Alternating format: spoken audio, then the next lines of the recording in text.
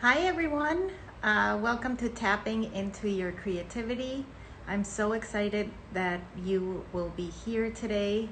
We're just letting everyone know that I am live today with an incredible artist. Danica Corin is going to join us today, and I am so excited for her to be here with us.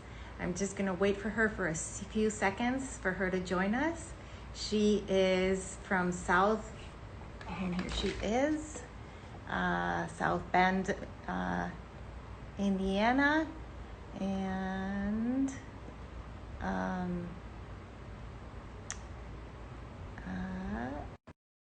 she's joining us in right now, I believe.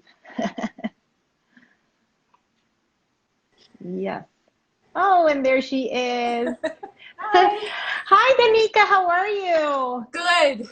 Oh, I'm so excited that Let me you turn joined this up me. Okay. just so I can hear you clearly. Sorry. Okay. That's okay. Can you hear me? hmm Okay. Well, welcome. Thank you so much for being part of my project. This is amazing. I'm so excited to have met you and have come across your work because I'm a huge fan.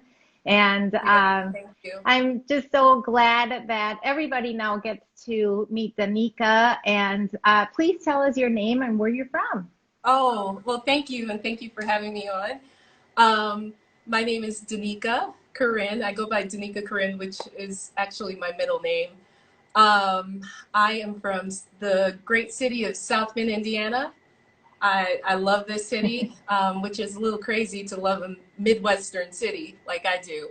Um, we are the home of Notre Dame and Mayor Pete, who ran for president. Um, so, yeah, that's where I'm from. I work full time as a marketing manager and, of course, an artist And a mom. So you actually and have a mom. you have three full-time jobs. Right. So Yeah, you're a very busy lady. I am. So you work as a marketing for the city of South Bend? I do. I work for, most people know it as Parks and Rec. It's venues, Okay. parks, and arts. Okay. And I do marketing.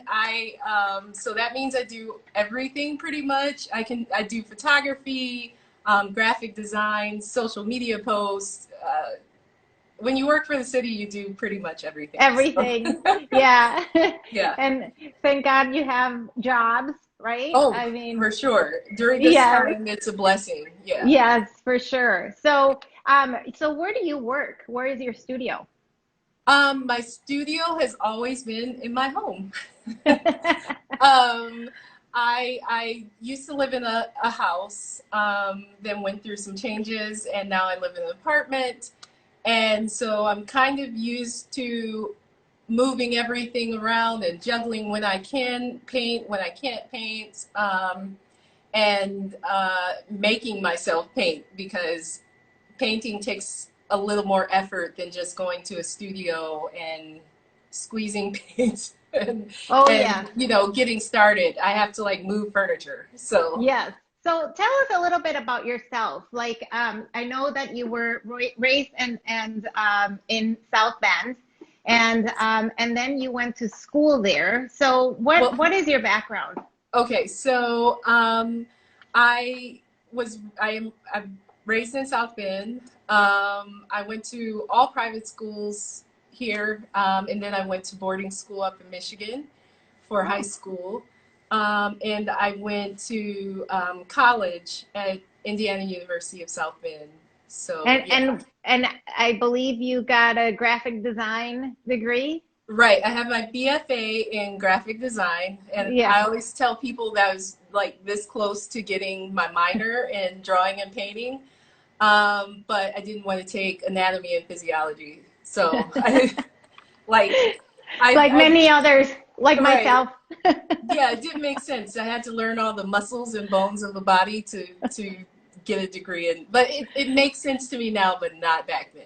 Yeah. Yes, yes, I hear you. And it's Yeah. so funny because there are a lot of professional artists that have a graphic design background. So I think it comes hand in hand because you have to, use your mind and your creativity as a graphic designer. It just comes very naturally to Right. then go into fine art.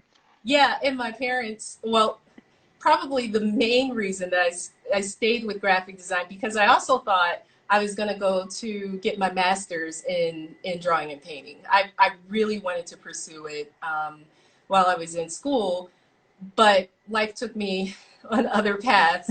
But it's funny when I'm painting and graphic design and the things they teach you, odd numbers, threes, fives, ones, you don't do two, four, sixes. Right. It's funny when I do certain things when I paint, I still think that out. I'll still say, oh, I only have two. I got to make a third mark in the same color. You really So do? You really think yeah, that? I do. That's amazing. What else do you think about? Whether it feels complete and whole and what's the word I'm looking for? In sync, like balanced. Balance. That's the Yeah. word I'm looking for. Yeah. Yeah. I always have to have a balanced painting. If it's not balanced in my mind, then it's not the best that I can do. Right. And so going back, so did you start as a graphic designer, or how did you transition from college world? Oh, I took lots of turns. Um, I I was lucky enough to start at a magazine. It was a small magazine for teenage girls, and I was the art director for that. So that's where I learned photography, and I got to be creative director on photography shoots. And it wasn't a huge magazine, but It sounds so was fun like though. it was a lot of fun. But then they had to shut down because of money. And that's when I transitioned into social work. So I did social work for about 2 years. I worked with kids and parents who had their children removed from the home. So I Oh, would go in and help them achieve their court-appointed goals to get the children back or file termination of parental rights. that must have been a hard job. It was for an artist's soul like Yes, mine. I was not able to separate my job when I came home. It was still very heavy on me. I'm sure. So eventually I found another graphic design job, and I was there for about 5 years in that job. Yeah. And so when did you actually start painting again? Like when did you say, okay, I'm gonna try it and I'm gonna see how this goes, and how was your process in your head? Yeah. So I've been painting all of my life. Right. Well, what I feel is all of my life since I was a child. Yeah. I started by drawing superheroes and like writing out their stories. I was really into Superman, so I Oh, would draw a lot of Superman and write stories, cartoons for it. And then when I was about 11, I was introduced to oil painting um, by a lady who came in, and after school, she taught a little art. Throughout high school, I didn't really do anything, and then college got right into it. And then um, I would say probably for about 10 years of my life, I stopped painting, and it's hard to explain how that happened, but it happened during my marriage.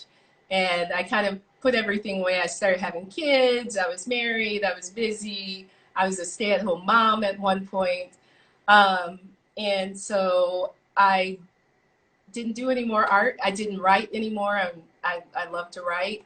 And so that all kind of stopped at that point. And so you had a 10-year hiatus, if you want to call yeah. it. Hmm. Um, and go Right. ahead. And so then Oh, what sorry. happened? No, no, you're good. I'm so, it's great. This is so interesting to me. And so I think right around the time when my life started to change again and things were in flux again, and wasn't sure about my marriage, and even thoughts about religion and the religion that I grew up in and God and stuff, all of this stuff kind of hit me at once. And I needed a vessel. I was the vessel, and I needed to push it out and deal with it. And that's when I started to get back into art. But it was a very slow process. It wasn't all at once. I the first thing I did was buy coloring books. Coloring books were like really big at the time, and I bought color pencils and I started to just color. And that was It my is, start. you know what? It's so funny that you say that because I think a lot of people, if I don't know, I think that it's a great way to start something creative without thinking because it gives you the outlines. You Yes. just literally pick up a color and start coloring. So you don't even think. You're just Right. going, but it helps your mind to just calm itself. And it Right. gives you that, you know, that fresh air that we all needed. And so I am a huge fan of coloring books of dot to dot. You remember those Yes. like I one, do that a lot too. Like I doodle with dots. So yeah. right? And I think when we transfer that into our paintings, we can use that dot to dot because it is kind of like a connection between the dots to make a language or communication with your artwork. So it Right. is some of your, you know, it's in the back of your mind and you just don't know how you're using certain things. Right. But, you know, so I think it comes that way. So, so after your coloring books, then did you think, okay, I'm going to give this a shot again? I did. And like I said, I started small. So I was looking at a lot of, like on Instagram, once you pick one kind of art or one artist, it Yeah. tends to show you like you just go down this path. So I started looking at illustrators and I started illustrating and I got watercolors and gouache. Gouache was a terrible fail. I don't know how people work with gouache. I think you have to have like super expensive gouache to make it work. I think so But too. yeah, so if you look down in my feed on my Instagram page, you'll see some of the illustrations that I actually did a while ago, years ago. And then from there, I tried to get back into oil for like a short time. They had the clean oils. I'm not sure what it's called, but I think it's one, yeah, I think it's the odorless kind of yeah, yes, yeah, yes. yes, So yeah. I thought I would use those, but again, I'm painting in my living room at the time, and it wasn't with kids and where I was, it didn't work. So that's how I ended up going to acrylics. And And yeah, and then history was made. yeah, Or and in the making, I guess. yeah, and I think what I loved about acrylics, because I started on paper before I transitioned to canvas, was Right. that it moved like watercolor. You could make it move like watercolor. And but you could also create texture. So that's kind of where I started really loving that. And it would stand on the paper. It wouldn't really soak into the paper. So you got, to me, better brightness and better coverage, I guess. Yeah. Yes, yes. And I think that when I saw your artwork on your Instagram, on your feed, I see that first you started very constrained and very packed. Your strokes were, you know, very strong. The energy was all in the whole Everywhere. piece. Yeah. And I think now it's you know how you're doing your fluids, and we'll talk about that when you show us your work. It almost feels like a release, like you're breathing. Yes, for sure. And yeah, when I first started painting, just because of everything that I was going through, and the questions that I had, and didn't know what my future looked like, and just a breaking down of everything that I thought I was, like mother, um, a wife. And once some of those things, Christian, and I didn't know if I was Christian anymore. I didn't know if all of this stuff that I had been taught, all of a sudden it was all falling apart. And all of a sudden it's like, if I'm not with my kids full time as a full-time mom, am I still a mom? It's those kind of questions where you're just like, I've been a wife for almost 12 years, and what Right. happens when I'm not a wife anymore. So all of that you can see coming out through my early paintings. They're very frenetic and I don't know if I said that word right. They have a lot of energy Yeah. and a lot of passion behind them. Yes. The You can see the strokes, emotion. The emotion is right? there. You can see everything that you're going through. Yes. Um, and then you separated from your husband, Yeah. and We divorced, and slowly I can see how my paintings started to change, and that's when I really got into pouring. And I think pouring takes a lot more patience. can you explain for people that don't understand what pouring is? Oh, Helen Frankenthaler is probably one of the most, to me, the most known pour. It's for me. I don't know how other people do it. I basically just mix acrylic. You can have fluid acrylics. I take a different approach, and I just mix with water. And depending on how thick the paint is or how thin, depends on how it runs on my canvas. So But you yeah, just it's like literally pouring is like pouring the whole yeah, water and into the then canvas. right, and then controlling the flow. So that's important. Helen Frankenthaler, she used to tape. She used to tape certain sections off. Yes. I don't tape any of mine, so sometimes my flow can kind of get out of control, and sometimes I have to. I almost have to hold the painting with an open hand because I sometimes don't know what it's gonna do, what it's how it's gonna end up, how the flow is gonna end up. So Yeah, yeah. and I think that it's important to mention too that you went into yoga and meditation, Hmm. and Yep. it reflects it also on your paintings, right? Yes, for sure. And I always talk, and maybe you'll be able to see this in some of the paintings that I'll show, but the breathable space, even in my poetry, this is reflected. I was looking at my poetry, I'm like, all I talk about is breathing. All I talk about is breathing. I want to breathe. I want to breathe. And it's reflected in my painting by the white in my painting. I used to use like just big strokes of white. If I felt my painting was too closed, I come back in and I just cover it with white and create texture and movement through that. Um, but lately, I've been able to let it breathe a little bit more and let the canvas be the breathing space. I don't feel like I need to attack it so much with white. I can. It's like I'm breathing better, if that Well, makes I sense. think So, it's I think that we all go through that editing part of it, and mhm. so we use the white or the gesso to edit things because when Right. it gets so crowded, we Yeah. need to breathe, and Yep. the painting needs room to breathe. And so I think that by you doing that naturally now, maybe you don't have to edit as much. So it's just a different process and a different approach on how you get into your painting. Yeah. Um, I think that a lot of people that are starting, or they have very high expectations of their work, everything has to be perfect. And there's no such thing as that, right? As we know. And No. so, when we use that white, it almost feels like a fresh start. Like, okay, we get a Yes. second try, we can Yes. do this. And it's okay, you know? Right. And at first I was afraid of that, but I learned to just let it be. That sometimes you need to do that.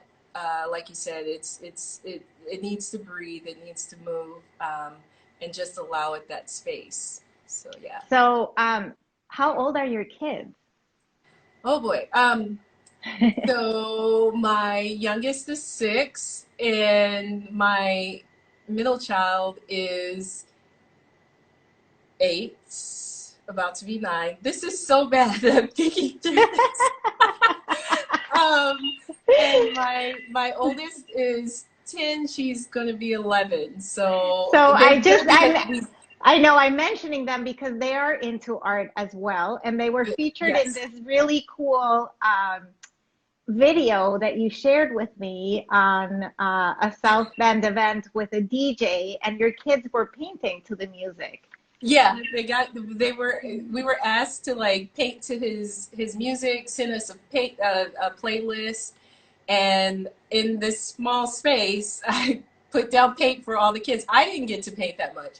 They got to paint. They actually each created 2 paintings throughout the hour. And So that's so great because you're now influencing them, you know, and introducing them to the world of art, which is so important that they have that in their upbringings. The arts are one of the most important things for our kids' minds. right. To, And you know. they go to the Fine Arts Academy here in South Bend. So so you're covered. You're definitely covered. So, okay. So Danica, let's show your paintings. I think people, I'm going to turn off the comments. So if you have any questions, I'll come back and I'll put the comments back on. But go ahead, Danica, while I do that. Okay. It'll take me 1 second. Yes. Yes. So, as we can see, and you know, that painting that we see right now, it's the one that Danica was talking about, pouring. So she uses acrylic and water and a lot of patience for every layer to dry before she pours another one. And so I think you have to become very patient as a pouring artist, right? Right, for sure. Okay, I'm moving these all over. So. Okay, perfect. Yeah. Okay. So I wanted to start with one of my first paintings. So one more thing. I'm going to move this chair just so we can see more. Great. So this is one of the first paintings that I ever created. Oh, wow. When I was first just trying to see what acrylics do and what I wanted to do with it. Yeah, I'm really into this guy named Per Kirkerby. Yeah. He's a Danish painter, abstract painter, and this is kind of reflecting that. He has big strokes. He uses big. I guess I guess lots of shapes. Yes, and, shapes. Yes, and color. Shapes and color and mostly primary colors, I guess. Right. Yeah. Yeah. He does a lot of nature stuff, but yeah.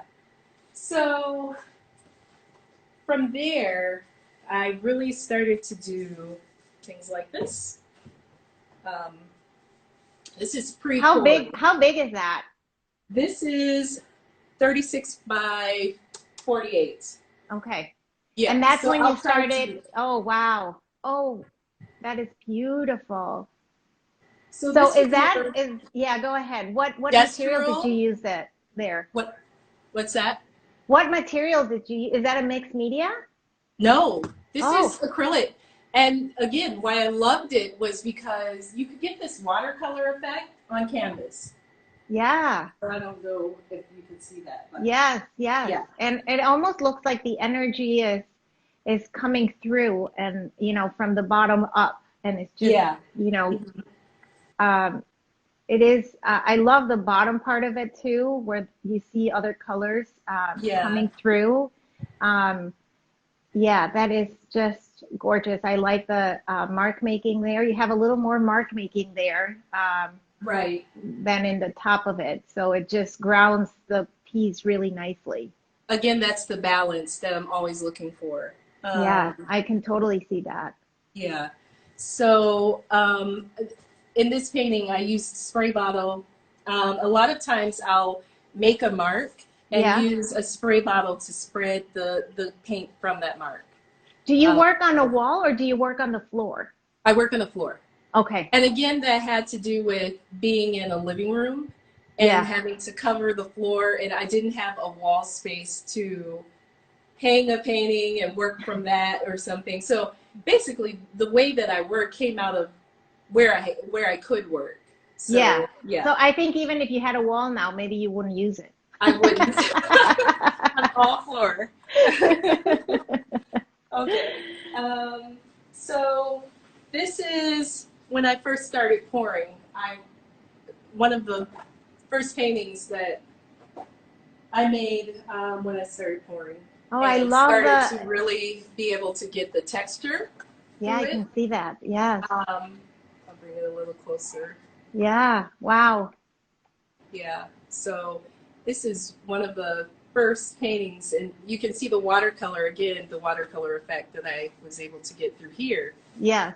um, by And then basically spray on bottle. the bottom of that part, when you create more of the shapes, do you go back to make them, um, you know, a deeper hue?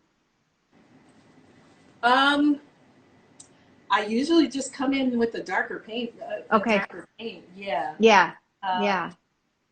But you follow the lines that were created by the water, I guess.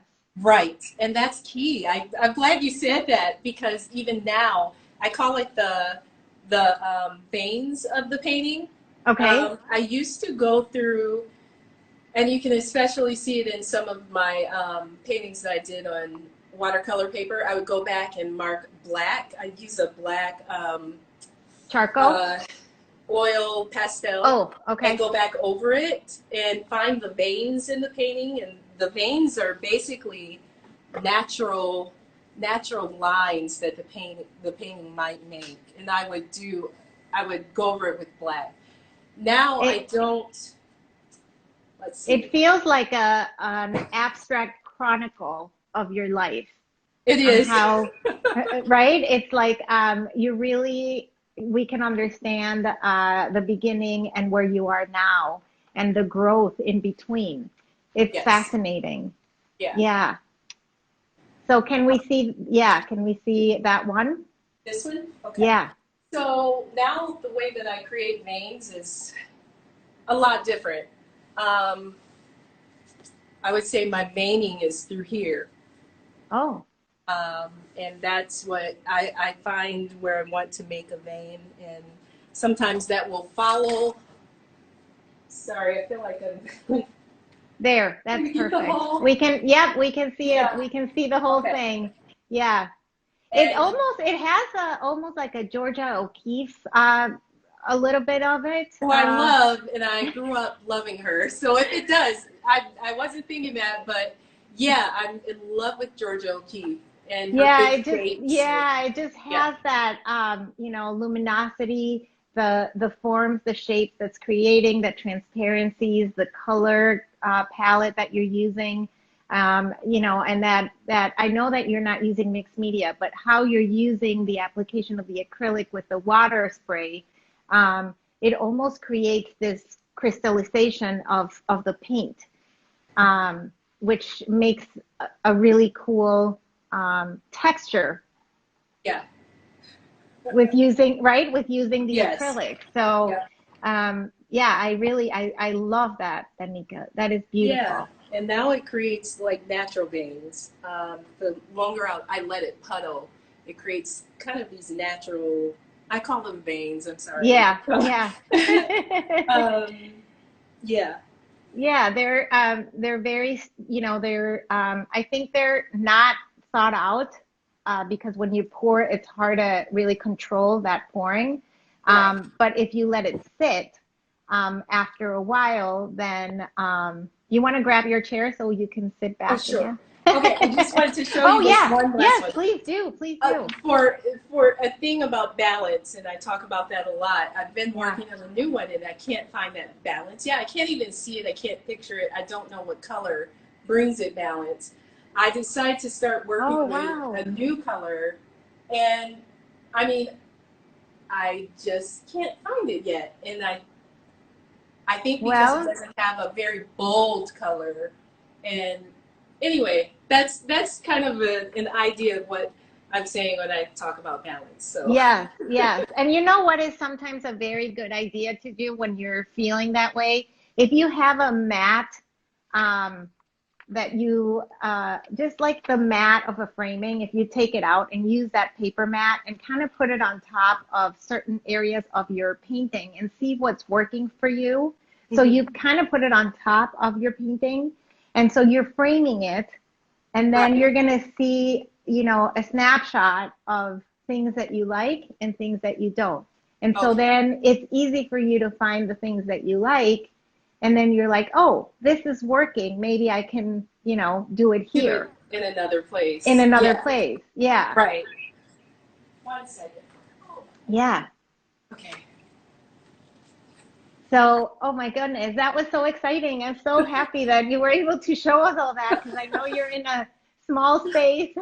I know. I like turned off the air conditioning because it gets really loud, and now I'm like, ooh, I'm hot. I had to do the same thing, so I'm dripping right there with you. So, Danica, tell us a little bit about, you know, have you been affected by COVID? Have you been able to paint inside your home? And are you able to find inspiration right now? I mean, what's happening? I would say at first, and yes, I've been at home, working from home since March. And I actually don't go back to the office until August. So I've been here. It has been hard, not being able to, especially summer. I'm a summer girl. Yeah. So just thinking of all of the things, I love to go to festivals and outdoor concerts and live concerts, and I'm not able to do that kind of stuff. So and I like to go up to Chicago and just walk around the city. So I'm not able to do that right now. So it's kind of hard. But I'm still able to get out, and summer has hit a refresh button for me for my art, because I'm able to get out to walk, to breathe, and just even go to the park with friends and social distance and sit in the grass and the trees and talk. So yeah. I know. I feel the same way. As long as we can go outside and just have that fresh air right now, it really helps us, you know, mentally, physically, and it affects everything that we do. So tell us a little bit about who are your inspirations? So of course, like Helen Frankenthaler, because she's a pourer, and I think she's really why I started pouring, and because she painted these huge paintings, and I'm eventually going to get there. If no one wants them, I don't care. I'm going to create the biggest, largest paintings that I can. Good for you. Once I get the space to, and I'm getting bigger and bigger. My last couple, I did a couple that were like 48 by 60. So, and that's probably as big as the space can handle. I'm not sure it can handle anything bigger. I can move more furniture, but per Kirkby, I've made a list because I tend to forget things when I'm nervous. So back when I was in college, Egon Schiele, I used to create these portraits with the hands really contorted, and my parents still have paintings that I painted where, you know, they're Egon Schiele like. John Singer Sargent will always forever be my favorite portrait artist. The way that he captured movement, the way that he captured emotion. And I think that's probably one reason I gave up on portrait painting, because I was like, if I can't do it like Sargent, then I might as well give up, because he is the best. I don't even attempt it. Some people might argue with me, but John Singer Sargent, I got to see his work in person. They're the best. I would say some other artists, Jenny Jones, she's a conceptual artist, and Alma Thomas, another great artist. She has been able to, and she's older now, she's a Black lady. She was able to take the concepts of physics and space and somehow abstract them in a painting, and she's pretty awesome. So those are some of the people that I love. Yes. And I know you wanted to talk a little bit about also the people in your life that have influenced you too.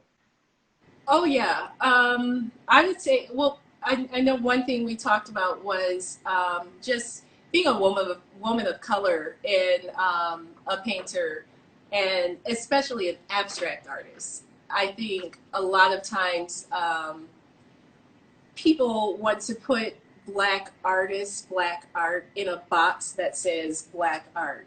And so when you have abstract ideas that don't necessarily talk about your experience as a Black person, they don't know what box to put you in. So you kind of get pushed to the outside.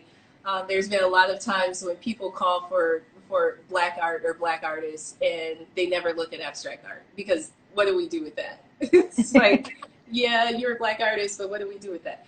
I think I would say that not only women of color, but just women, we've had to fight just to be in the art scene. Art is dominated by men, and we've had to fight to have a voice in it. But once you get abstract, that's even a higher fight, to just be seen and to be known. But I do think Instagram has kind of equalized that, and that we're finding A balance. a balance, yeah, and women are being seen, women of color are being seen. I know for me, when I first started out, a woman on here, her handle is Addie B Art. Yeah. Adrian Neves. Yes. She's like a huge supporter for women of color in abstract art. She's written about it a lot, because it's been hard for us to be seen. So yeah, we have we support each other. Women support each other, and it's getting better. I think it's fascinating that you say that, because I think that, like you said, abstract as it is, it's very hard to understand. It's Right. so easy to understand history, to understand anything that is tangible in this tangible world. But when we go to our unconscious and, our inspiration is nature, and we transform that into whatever we're feeling that nature looks like to us, it's very hard for people sometimes to connect with it or to understand it. So I think the validation after many years of painting will come if you continue to show up and do what your true heart is telling you to do, and not follow what you're supposed to do. Right. And I think that's really hard, because I say relatively unknown, because I sat in my little corner and did my little paintings, and my friends and family were always like, yeah, you're doing great, go for it. And, people on Instagram, and now it's like more people are taking notice. And part of the conflict for me is, how do I stay true to myself? Because I've always created art for myself. I've literally never done it for anyone else. That's why it's so successful. That is, you just said it right there. When you create art for yourself and you are happy and you are doing it from a very honest place, then the result of it is extraordinary. Okay. Because you are being true to yourself, and you're not painting for anyone else. So don't ever lose that. Don't ever, even if you have a commission, stay true to that, because it will take you places. It will, you will go so far by always, hearing that sixth sense of yours. It will guide you to the right direction. I really believe that. Thank you. Thank you for that, because that's been a struggle, like, in my head just in the past couple of weeks, like, just, how do I stay true to everything that I've been doing? So, yeah. And if you are ever in doubt, you call me. Hey, Sandra, I'm having a moment, and I'll whip you right back where you need to be. Because, you're being so pure right now, and I don't want you to lose that. You have this peacefulness and this pureness in your work that you can't describe it better than yourself. And so you should be so proud of yourself that you're handling and you're doing all these things, and you're being validated as a professional painter, and that's incredible. Thank you so much for that. That means a lot. Yes. And where are you selling your stuff? Where can we see your stuff? Okay, so I basically have been doing it on Instagram. I do have a website, danicacorin.com, but it's always a work in progress. Yeah. It's yeah, me getting that website done. I'm an artist, so Yeah. It takes a while. Everything like, takes a while, but it please will be don't done. stress me about the website. And everyone keeps asking me, and I'm like, I'm on it. But Yes. Yes. yeah, so And someone just basically, said, like, when you are in galleries and represented or just so busy doing things, you lose the purity. And so that's why we don't want to, lose the purity of things because you want right, to keep true to yourself. And definitely. so, yeah, yeah. And I know that you made an installation in South Bend. Can you tell us Yes. a little bit about that installation? Because that is fascinating to me. And there's a video about it if anyone wants. It's actually in my Instagram stories. Great. News did a story about it. So we were building a new park in South Bend, Yeah. Howard Park, and we were putting in this whole ice skating. I'm gonna say it right, ice skating path. And I'm the marketing manager for it, and I'm saying it wrong. Um, and so we wanted to do kind of a community art piece. So I designed it, and I call it an abstract pixelated wood art. It's pretty Oh my huge. goodness. It's very large, and basically Did you do it myself. by yourself? I had help painting the blocks and cutting Okay. them, and Yeah. Facilities and Grounds for South Bend actually helped me tremendously. They cut the blocks, and then I had a group come in and help me sand them, and then painting and had Nooner Fine Arts here in South Bend where my kids go. Some of the kids came in and helped me paint the blocks. Oh, that's great. So yeah, and so it's this Because huge you had over mural. 2,200 blocks. 2,200 blocks, yeah. And it had to be like, I had to, because it was pixelated, I had to know exactly how many blocks I needed, and create a grid to know How did you exactly where. design that? Did you do it on an iPad and then, or a I did computer? it How in did you do that? Photoshop. I did it in Okay. Photoshop. And I Okay. went in and like literally colored every block. It's Oh a gosh. depiction of, it's a depiction of the St. Joe River here in South Bend. Wow. Yeah, Wow. so. So I've seen the pictures. I'm going to look for the video. I didn't see the video, so we'll make sure to look for that because it is, Okay, I saw the pictures and it is incredible. And it looks like, how long did it take you? I think I did it all in 4 to 5 weeks. But again, people came in to help me paint the blocks, help me sand them because they all had to be sanded. There was So so many it will people. remain there, right? It's a permanent collection. Yes, Okay. we're talking about moving it to a different room, but it will always be in that building. Yes, Oh, yeah, that's amazing. and it was all in like I think 10 sections, so each section had to be applied to the wall. It was a lot. I would hate to say that I did that by myself. I designed it and, all of the thought that went into it, but so many people helped. What we So, call that is a labor of love yeah. because it's a lot of labor. So, well, anyways, if anyone has a question, me or Danica are always open for answering any questions that you have. Thank you so much, everyone, for joining us today. Danica, for you to join me, and I have found a new friend, and I'm so excited. And you are extremely talented, and I can't thank you enough.